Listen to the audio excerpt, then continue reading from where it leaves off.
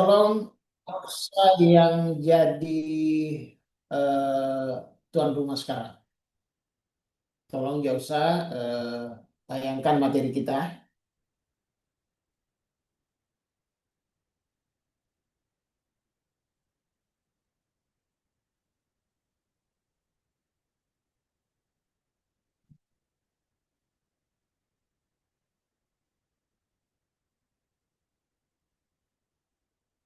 Halo Elsa,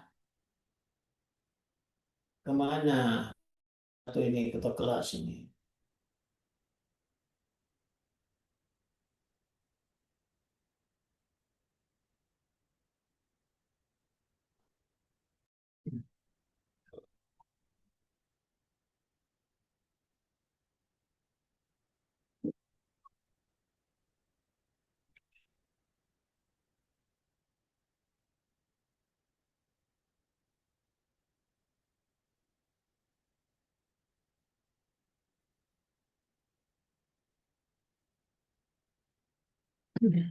Kita tunggu tayangannya ya.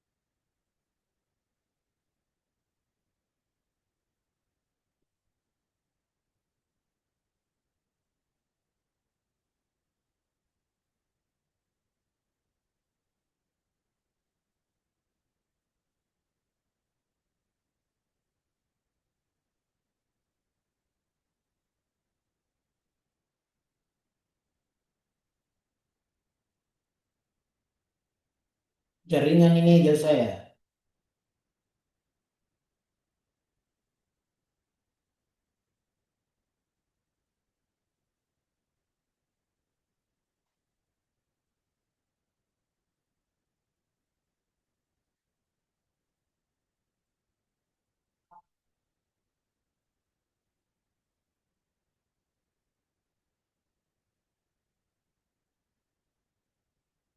Iya. Diperbesar lagi deh. Iya, oke. Baik. Bismillahirrahmanirrahim. Assalamualaikum warahmatullahi wabarakatuh. Selamat pagi. Salam kerabat untuk kita semua. Apakah dengar suara saya? Halo? Dengar, Pak. Dengar, Dengar, Bapak. Pak. Kedengaran, Bapak. Dengar. Bahan, Bapak. Kedengaran, Bapak. Oke, jadi ini pertemuan ketiga, pertemuan terakhir untuk tugas saya dari fakultas berdiskusi dengan kalian berkaitan dengan filsafat ilmu sosial.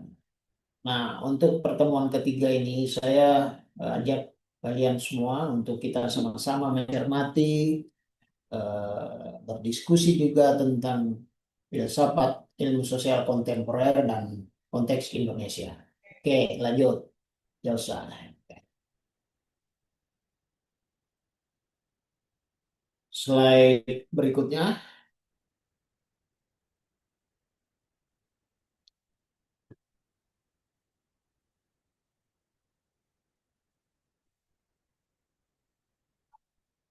iya, ini lahirnya paradigma baru. Jadi filsafat ilmu sosial kontemporer itu muncul sebagai respon terhadap percepatan perubahan sosial dan krisis filsafat klasik pada abad ke-20. Selama periode itu, ada dua aliran besar filsafat. Satu yang namanya eksistensialisme dan strukturalisme kehilangan relevansi. Sementara ilmu-ilmu sosial semakin kokoh, sehingga muncul klaim bahwa filsafat sudah mati, yaitu klaim waktu itu ya. Tetapi eh, Morkuni, ya, seorang ahli filsafat ilmu sosial menyatakan bahwa filsafat ilmu sosial itu tidak hilang, melainkan hanya bertransformasi. Ya, nah, dialah kini yang hadir sebagai paradigma baru. Dia juga teori yang terbuka, sadar dan kompleksitas, dan berfungsi sebagai meta teori bagi ilmu sosial. Jadi menurut Morkuni, filsafat ilmu sosial itu tidak hilang, tetapi dia bertransformasi. Nah, sebagai meta teori, artinya filsafat ilmu sosial menyediakan kerangka konseptual, menyediakan metodologi, dan nilai yang tidak dapat diberikan oleh ilmu-ilmu sosial murni. Hebat kan? Filsafat berfungsi sebagai meta teori bagi ilmu sosial. Filsafat sosial kontemporer mengajak kita semua untuk memahami masyarakat bukan sekedar lewat teori normatif atau lewat teori struktur ekonomi, tetapi juga lewat wacana, lewat identitas, dan lewat praktik sehari-hari. Oke, lanjut.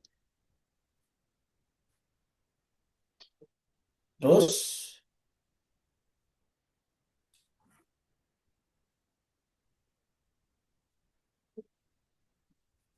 nah, timbul pertanyaan, apa itu filsafat ilmu sosial kontemporer? Ya, jadi, filsafat ilmu sosial kontemporer adalah paradigma baru yang berfokus pada proses humanisasi manusia dan masyarakat. Nah, paradigma baru ini menekankan atau penekanannya pada tanggung jawab manusia untuk menjaga kemanusiaan dalam dirinya sekaligus dalam diri orang lain.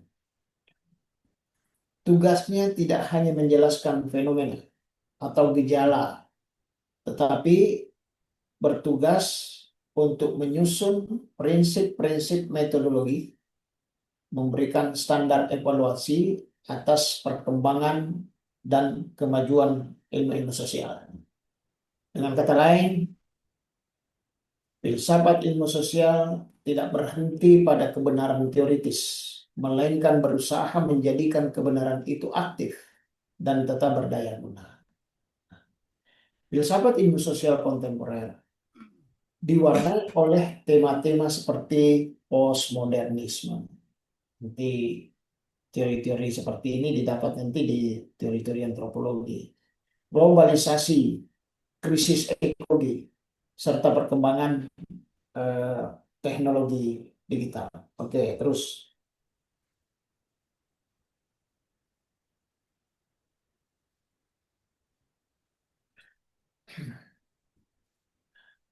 Foucault itu seorang, dia juga antropolog ini, dia juga filsafat. Dia sebagai tokoh kunci filsafat sosial kontemporer. Dia tokoh kunci filsafat kontemporer. Foucault menolak pandangan lama yang menganggap bahwa kekuasaan hanya ada pada negara atau kelas dominan. Tidak setuju. Foucault tidak setuju. Ya. Dia tidak setuju bahwa kekuasaan hanya ada pada negara atau kelas dominan. Menurut dia, menurut Foucault, kekuasaan itu tidak hanya menindas dari atas, ya, tetapi menyebar melalui wacana, diskurs, dan praktik sehari-hari. Kekuasaan hadir di dalam sekolah, kekuasaan hadir di dalam rumah sakit, kekuasaan hadir di dalam penjara, bahkan dalam kita berbicara sekalipun tentang seksualitas misalnya, atau gender dan budaya, kekuasaan juga hadir di situ. Mau rasa atau tidak rasa, di dalam itu ada kekuasaan.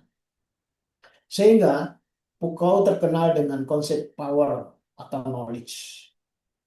Pengetahuan itu tidak netral, melainkan terkait dengan kekuasaan. Dia memberikan contoh, definisi normal dan abnormal dalam psikiatri itu bisa menjadi alat kontrol sosial. Nah, oke, terus Derrida. Derrida. Derrida dikenal dengan gagasannya yang terkenal dekonstruksi. Derrida menantang anggapan bahwa bahasa memiliki makna tetap. Derrida tidak setuju. Dekonstruksi menunjukkan bahwa makna tunggal atau logocentrisme itu adalah ilusi semata. Menurut Derrida, segala sesuatu, ya, termasuk realitas sosial, itu adalah teks. Itu adalah teks yang dibaca dan terus dimaknai. Selain dibaca juga dimaknai. Sehingga setiap teks selalu terbuka untuk berbagai tafsir dan maknanya bermacam-macam. Maknanya tidak stabil, maknanya tidak terpusat. Gagasan dekonstruksi Derrida membongkar hierarki yang tersembunyi yang menjadi landasan, yang menjadi fondasi utama pemaknaan filsafat Barat. Contohnya misalnya, dia sebut oposisi biner, ada yang disebut baik buruk, ada tinggi rendah, ada hitam purni, ada hitam putih, ada murni, ada tercemar, ada gemuk, ada kurus, ada cantik, ada tidak cantik. Itu oposisi biner. Oposisi ini seringkali meletakkan makna baik lebih tinggi daripada yang buruk. Derrida dengan caranya sendiri membongkar hierarki ini. Derrida membuka kemungkinan pemaknaan baru yang tidak final. Ya, jadi selalu berkembang terus. Oke, terus.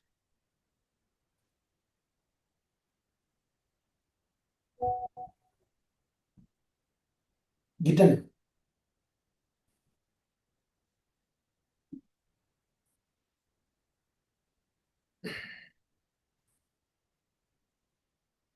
Derrida dalam proyek dekonstruksinya juga memperkenalkan konsep yang namanya konsep difference, penundaan makna.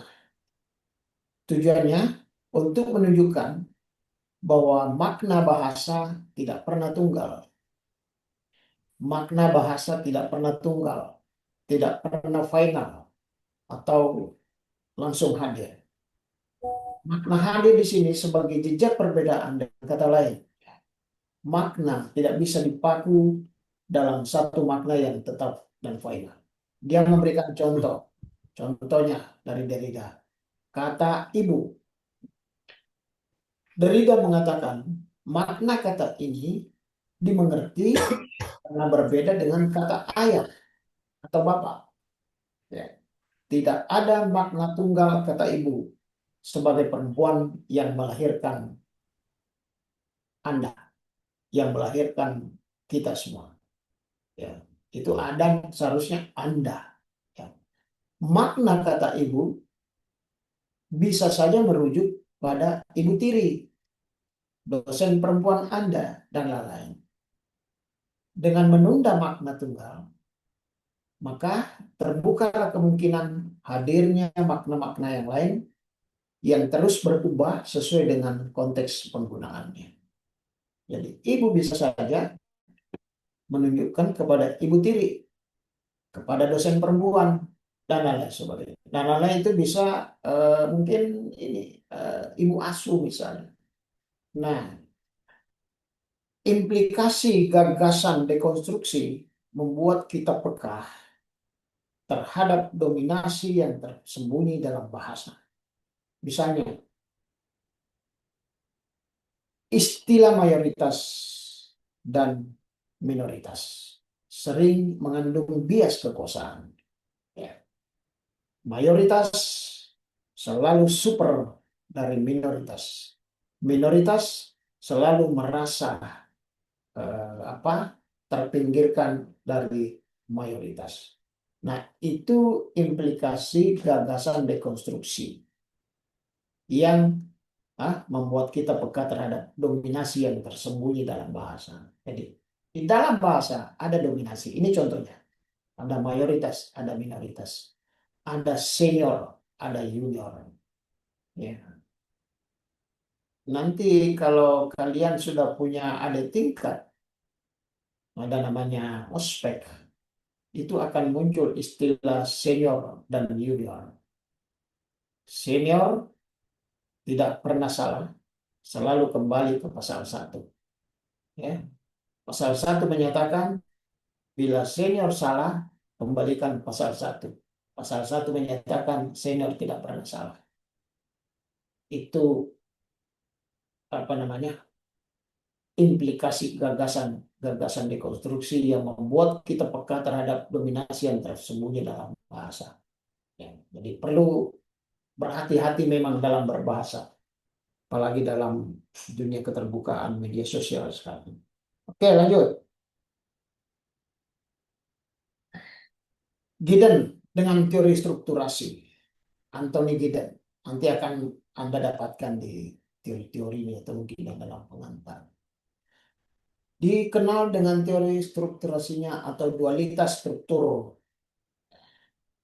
Giddens menolak adanya dikotomi klasik antara struktur dan agensi tindakan individu yang lantang disuarakan oleh para penganut teori struktur fungsional, misalnya Emil Durkheim dan Talcott Parsons. Nah, bagi teori struktural fungsional, tindakan individu atau biasa disebut agensi adalah produk mutlak dari struktur sosial, dari norma, bahasa, adat istiadat, dan lain sebagainya. Bagi Giddens, agensi atau tindakan individu itu tidak sepenuhnya bebas dari pengaruh struktur sosial tempat seorang individu itu hidup. Giddens menekankan bahwa struktur itu tidak sepenuhnya mengarahkan tindakan individu, tetapi bisa juga sebaliknya. Agensi, tindakan individu bisa mereproduksi struktur baru. Struktur membentuk tindakan dan tindakan mereproduksi struktur. Dualitas struktur. Ini contohnya penemuan media sosial, tindakan atau disebut tindakan atau dalam kurung tindakan dapat mengubah struktur komunikasi tradisional. Ya, penemuan media sosial. Coba Anda pikirkan, dengan maraknya media sosial, struktur-struktur komunikasi tradisional itu berubah secara drastis. Ini contoh teori strukturasi. Sederhana contohnya dan mudah dipahami. Dan Anda pasti rasakan itu. Oke, terus Tyler, komunitarian. Charles Tyler dan Alasdair mengkritik liberalisme modern yang kemudian menghadirkan gagasan komunitarian. Komunitarian menilai filsafat liberal, misalnya Rawls, terlalu menekankan pada faktor individu. Padahal menurut Tyler, manusia selalu lahir dalam konteks komunitas. Ya, ada bahasanya, ada tradisinya, ada agamanya, ada budaya. Sehingga identitas kita, kata Taylor, selalu terbentuk dalam dialog dengan orang lain. dialog dengan orang lain. Jadi identitas kita selalu terbentuk dalam dialog dengan orang lain. Coba Anda rasakan waktu kita ajasi, ya, identitas saya sebagai Bugis dan Anda mungkin sebagai Banjar, sebagai Bugis, sebagai Jawa, sebagai Dayak dan lain-lain sebagainya. Itu terbentuk dengan sendirinya ketika kita berdialog dengan orang lain. Ya, gitu ya. Artinya identitas kebugisan, identitas kebanjaran, identitas kedayaan, kejawaan itu terbentuk, ya, ketika kita berdialog dengan orang lain. Kemudian McTaggart menghidupkan kembali etika Aristoteles. Manusia hanya bisa baik dalam komunitas yang mendukung kebajikan. Manusia hanya bisa baik dalam komunitas yang mendukung kebajikan. Contoh konkret di Indonesia, dia kasih contoh konkret di Indonesia. Prinsip gotong royong atau musyawarah mufakat itu mencerminkan semangat komunitarian. Demokrasi Indonesia berbeda dari model liberal Barat. Lebih menekankan kolektivitas. Meskipun dalam praktek sering diganggu kepentingan politik, uang. Ya. Jadi kita bisa raba-raba, kita bisa bayangkan. Ya. Prinsip gotong royong atau musyawarah mufakat atau model liberal Barat, ya, yang lebih menekankan kolektivitas. Ya. Seringkali di dalam prakteknya juga terganggu dengan kepentingan politik uang. Jadi menurut contoh ini nampaknya uang, politik uang adalah maharaja. Ya, hampir pasti menggeser tradisi-tradisi gotong royong, musyawarah mufakat, bahkan model liberal Barat sekalipun yang selalu menekankan kolektivitas. Ya, kadang-kadang ditemukan pergeseran karena terganggu dengan kepentingan politik uang. Oke. Oke, terus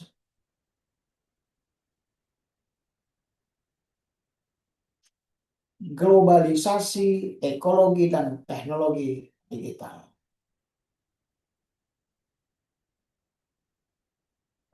Globalisasi mempercepat arus modal, mempercepat arus barang, mempercepat perpindahan manusia, dan mempercepat penyebaran informasi. Tetapi ada tetapi, globalisasi itu juga menciptakan ketimpangan. Ya, secanggih apapun globalisasi tetap ada nilai-nilai ketimpangannya. Nilai-nilai yang menciptakan ketimpangan. Negara-negara berkembang yang sering menjadi sasaran pasar, ya, tetapi bukan menempatkan negara-negara berkembang itu sebagai produsen utama. Kemudian ada krisis ekologi. Para filsuf kontemporer menekankan pentingnya etika lingkungan. Misalnya Hans Jonas dengan The Imperative of Responsibility menekankan bahwa teknologi harus dipakai dengan tanggung jawab ekologi. Teknologi harus dipakai dengan tanggung jawab ekologi. Artinya, jangan karena teknologi, ekologi yang menjadi korban. Banyak contoh-contoh di sekitar kita, dimanapun. Karena high-tech, teknologi menjadi terganggu. Karena high-tech, ekologi menjadi terganggu. Lingkungan menjadi terganggu. Nah, kata Arne Naess yang dikenal dengan gagasan debt ecology. Ya, debt ecology. Kemudian teknologi digital. Susana Subol menulis tentang kapitalisme pengawasan, surveillance capitalism. Data pribadi dijadikan komoditas oleh perusahaan di kita. Coba bayangkan canggih dan bahayanya teknologi di kita. Nah, contoh konkret di Indonesia.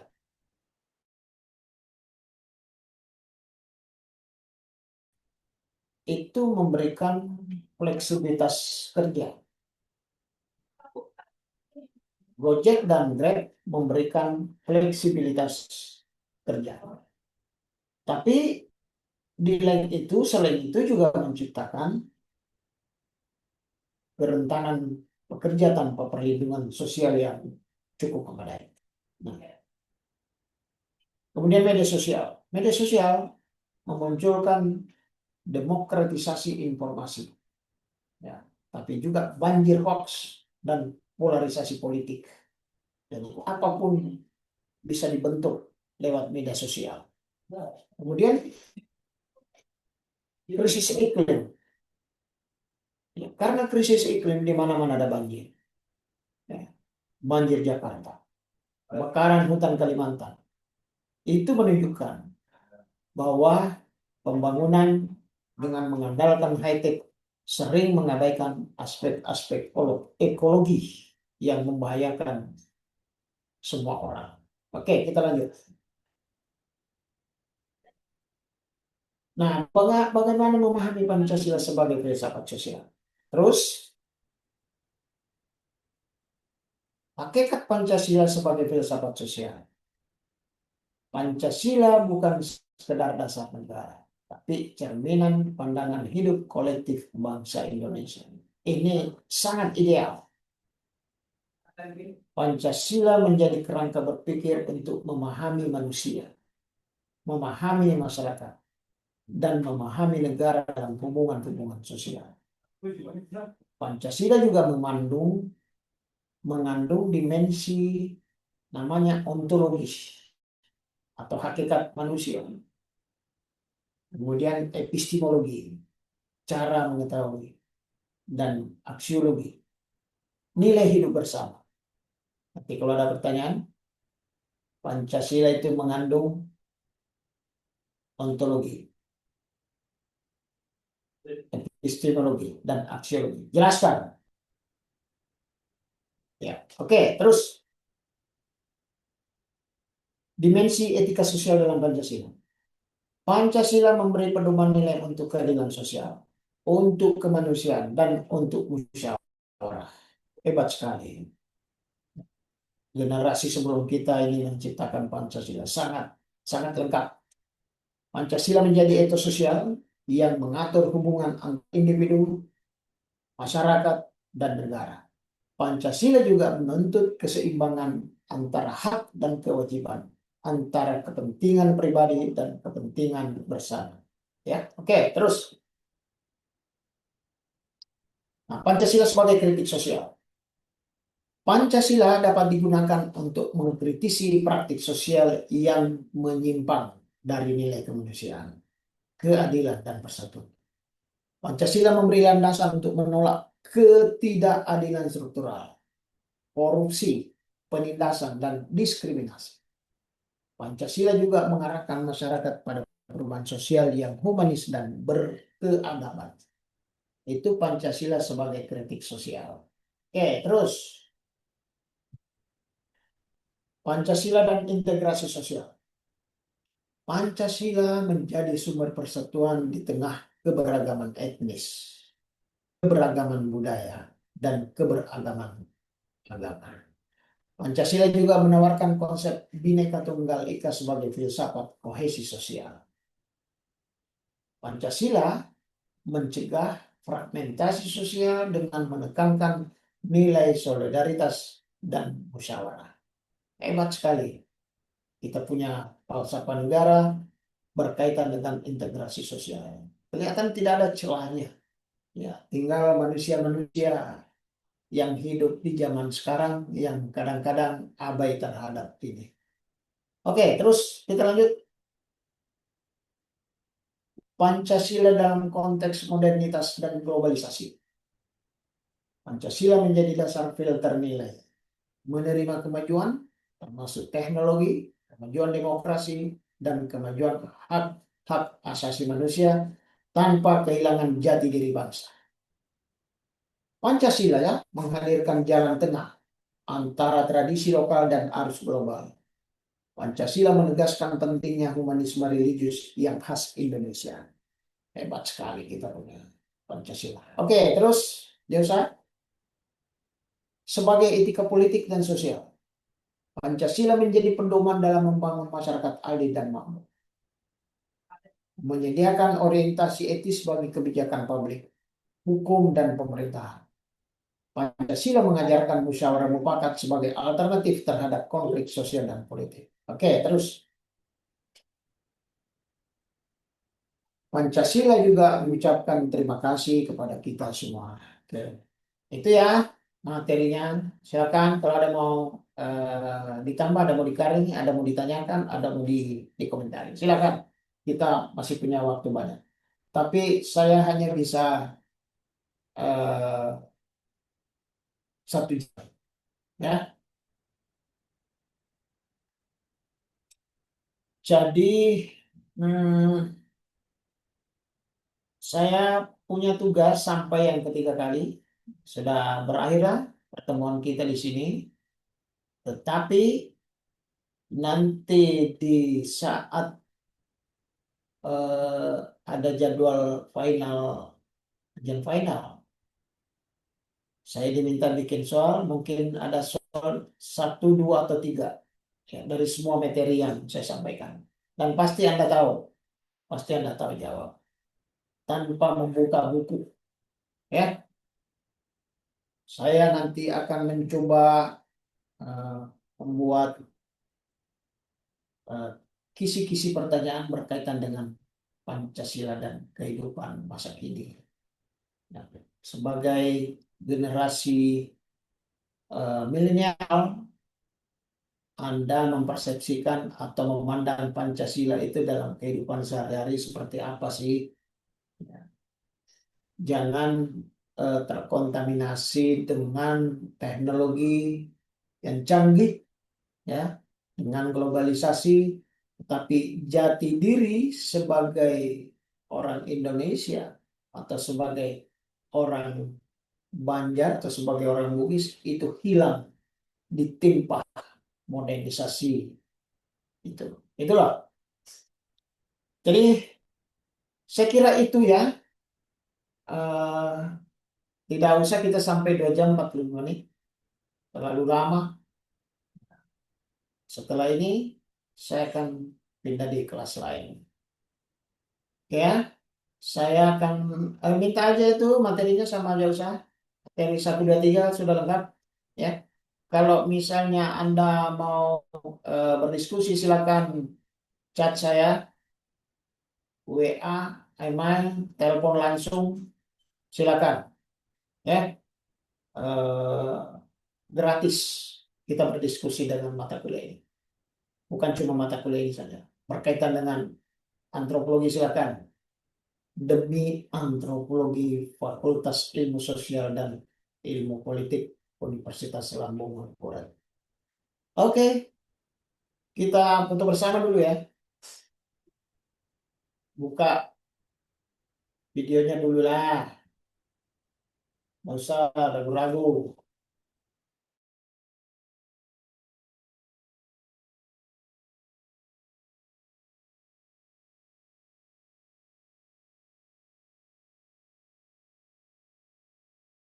Siapa Nur Farida, Keisha, mana? Siapa lagi? Nur Farida. Hmm. Siapa yang tukang fotonya? Siapa yang foto? Nadia, Nadia yang foto, Nadia. Saya saja, Bapak. Hah? Saya yang fotonya. Oke, Nadia ya. Oke, 1, 2, 3. Sekali lagi. 1, 2, 3. Sudah, Bapak.